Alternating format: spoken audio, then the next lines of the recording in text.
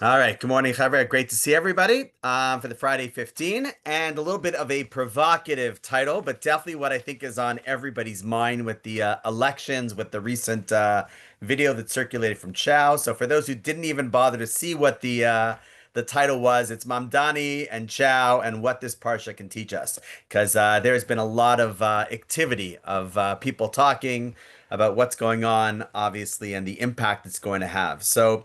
You don't need me for political commentary. There's a lot of that out there. So I'm obviously going to approach it from, I believe, a deeply religious perspective, because very often I think that rabbis get too involved in the political, back and forth. Obviously, we should all be involved, and we'll speak about that. But at the same point in time, the lens that we look through things isn't the political lens, it's through the Jewish lens. And I want to start with a very unexpected beginning. There's a mitzvah that's brought down in many, many parshas from now, and parshas, I believe, is Kedoshim. The mitzvah of not taking revenge. And what does that have to do with anything? Just bear with me.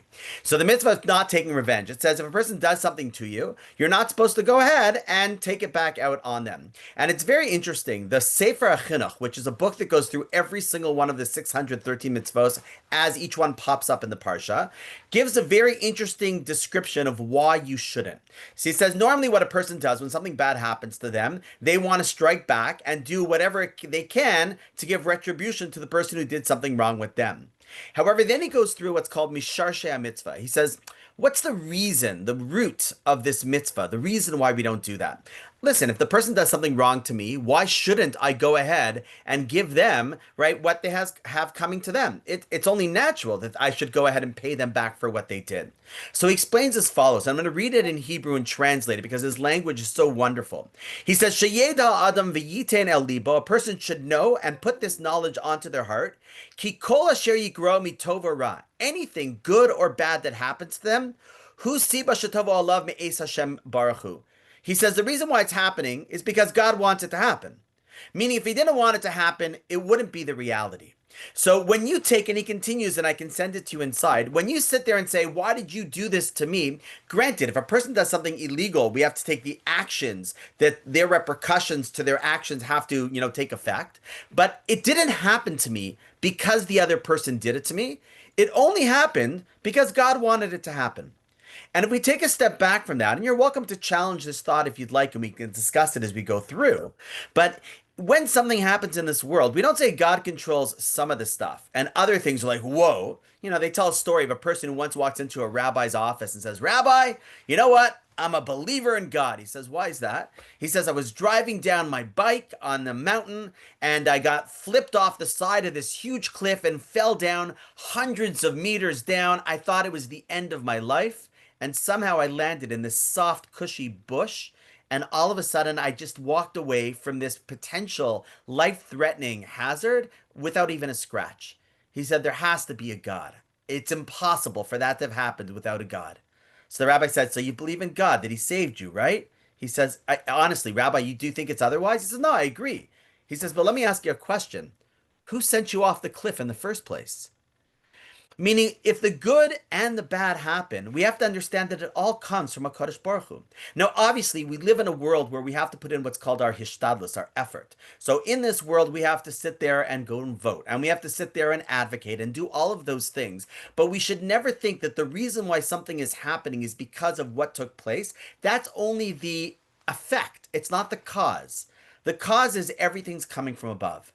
And I thought that within that context, when we look at this week's Parsha, it's really interesting.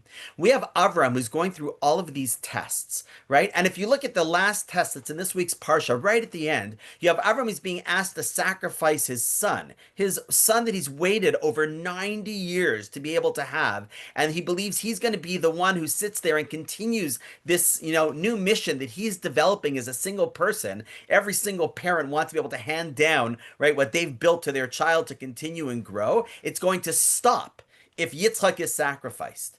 And yet Avram says, you know what? If this is where I have to go, I'm going to do what I have to do. And in the end, what happens during this test period where it seems like everything is going to be lost, it's actually what concretizes his position, his values, his integrity, his ability to sacrifice for something greater than his own good. And Yitzhak goes on to take the mantle, and as a result of that, has Yaakov, and we're all here because of that.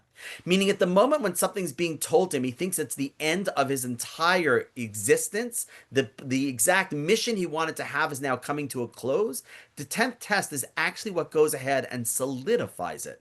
Despite the fact that he's in the position where he thinks, wow, God, how come you're doing this? He says, I don't know, but I just know I have to do what I have to do. And whenever we're faced with any adversity, there's one of two things we always have to do, or both of these things. Number one is, obviously, always we have to come together stronger as a people, more solidified, more unified. And we also have to realize we have to dig in even deeper with our Jewish. That's what Avram did. Avram said, how much do I really care about this? And he said, I'm going to pull everything that I have out of me. It doesn't just mean living Jewish pride. It means living Jewishly is a response. You know, it's very interesting. We're about to come up to Hanukkah. And on Hanukkah, we know that there's the Al Hanisim. The Al Hanisim prayer, if you look at the first words, the beginning part, which is the same for both Hanukkah and Purim, it says, Al Hanisim, we thank God for the miracles, right? Ve'ala Purkan and the redemption, Ve'ala Gvuros, and on the strong, mighty things that he does, Ve'ala Chuos, Al Hanisim, Ve'ala Purkan, Ve'ala Chuos, right? Ve'al Hamilchamos, and on the wars. Right? One of these words is not like the other. We thank God for the salvation, for the miracles, for the wondering things that he's done, and we thank him, milchamos, for the war. What do you mean? Why are we thanking for war? And our sages explained that, wait, the reason why all these other things came about is because we were put in a position of battle. And even though that battle might have been difficult, the battle itself produced, right, from that, the greatest response that the Jewish people can have. And therefore, when we face situations like these, of course, we have to do whatever we can on a physical, political level, all that stuff. We can't stand by and do nothing, of course. But if we think that the reason why it's happening is because our advocacy is just not strong enough, we've got it all wrong.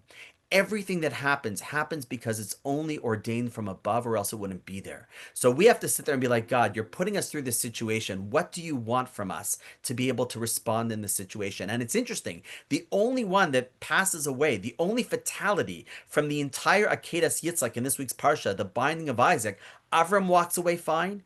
Yitzhak walks away fine, but next week's Parsha, Chai Sarah, is about the death of Sarah. And our Medrash tells us, I apologize if I've shared this before, I don't remember. The Medrash shares with us, why did Sarah pass away right after this whole ordeal?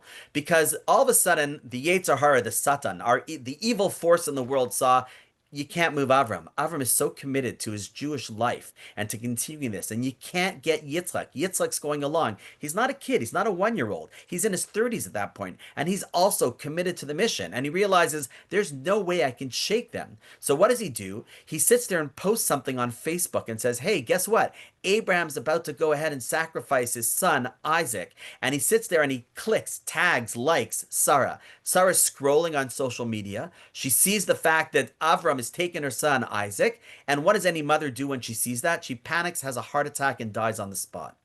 Meaning, our commentaries teach us the reason why Sarah passes away is she literally dies from her fear. Right? That's the part that the Jewish people, unfortunately, is their greatest weakness. We see what's happening around us. We think, oh my gosh, they control the narrative. The Mamdanis and the Chows control what happens to the Jewish people. And then we realize, wait, we've got it all wrong. That's never been the case, and it never will be the case. Yes, we can't stand idly by and do nothing. It's not a matter of putting our heads in the sand. We have to do, just like we realize our parnasa, our livelihood, doesn't come from our work. We have to put in the work, but it comes from God. So too here also, we have to realize that whatever's happening with the Jewish people, it's not because of the individual. The analogy that some of the Sfarim, some of our books teach about, it says, for example, if a person hits someone else with a hammer, if I sit there and say, I'm going to get you, hammer, you're like, what are you, the hammer is just a hammer. It's the person who is holding the hammer who did it. So too here also, anything that unfolds in our lives, we have to realize it's not because of them. Yes, they might not be a good person. We have to fight against them and do all that we can. But we have to realize that the one who saved us from the cliff is the one who threw us off. And right now, perhaps the Jewish people are on a stage of being thrown off a little bit of a cliff, and we have to figure out what to do. But we mentioned Al Hanisim, right? Al Hanisim isn't just said on Hanukkah. We're going to say that in a month from now. It's also said on Purim. And on Purim, we see that there's a guy by the name of Haman. Haman was a pretty bad dude. He was going to destroy the entire Jewish people. And the Jewish people didn't say, oh my gosh, great, we have to advocate. And maybe they couldn't. What they said is, Lech Knosses Kol Yehudim, right? Esther says, go gather, unite all the Jewish people as one. They've got to get back on the same page. It's the only way that they'll win. And then they say, great, let's start davening, right? God, we need your help. Let's turn upwards, not outwards, right? We have to understand that that connection piece is always the most important one to have. How do we dig down deeper, lean into our Jewish life and our Jewish unity stronger? Because nothing happens because of the pawns on the chessboard. It all happens because of the chess master that's moving those around.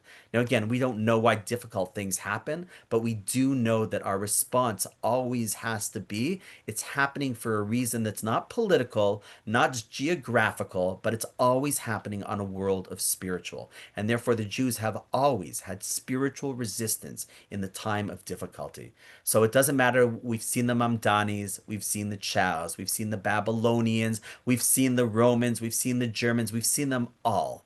And we have to realize that we always bounce back with greater spiritual resistance, Jewish pride, Jewish living. Yes, we have to do the physical side as well. But if we just do the physical side, we're not realizing that the goal of this is to go ahead and get us to reconnect to the most important parts of who we are, the oneness of our people and the resilience and the spiritual connection of our people as well.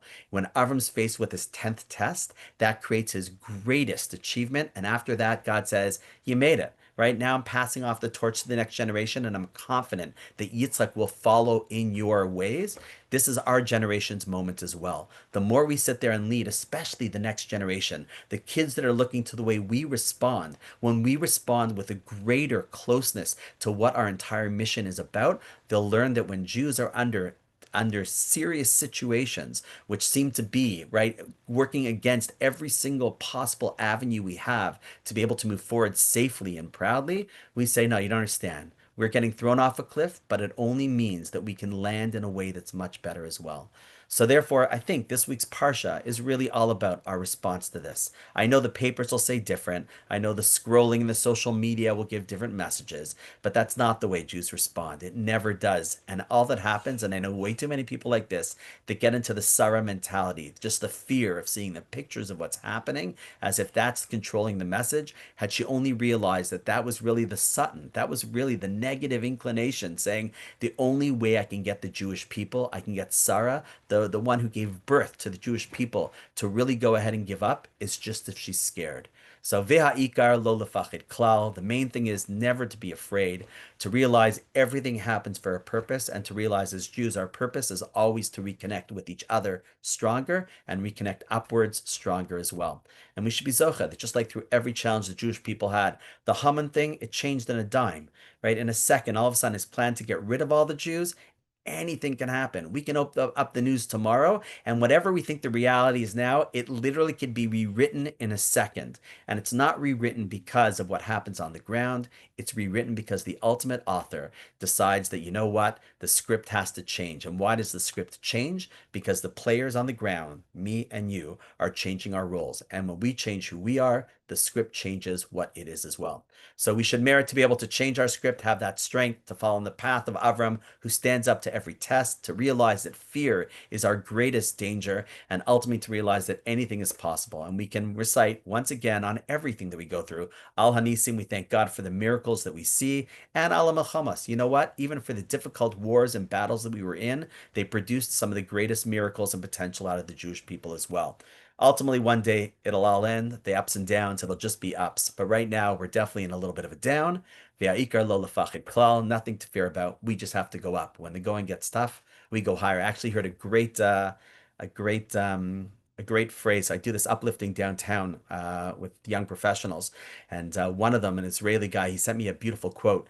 I'm trying to see if I can remember it. Something like "Kshehagalim mechazkim," when the waves get stronger, chizuk mitgaleh, something like that. When the waves get, to play on words, when the waves get stronger, right, it reveals our strength. right? When things get more difficult, we go a little bit higher as well. So we should be zocha, we should merit to have that strength, and look back at this Friday 15 Zoom and say, remember the time we spoke about anything's possible? Hopefully it'll be soon. We'll look back and say, wow, look at what just happened.